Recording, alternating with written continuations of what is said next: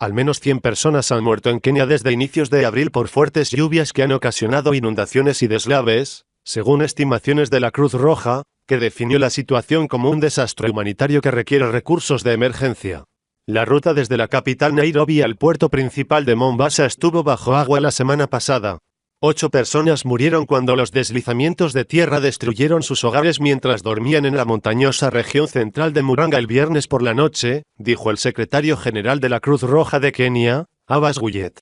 Militares y policías han desplegado helicópteros para misiones de rescate, pero se necesitaban más esfuerzos, agregó. Los brotes de enfermedades son otra preocupación, destacó.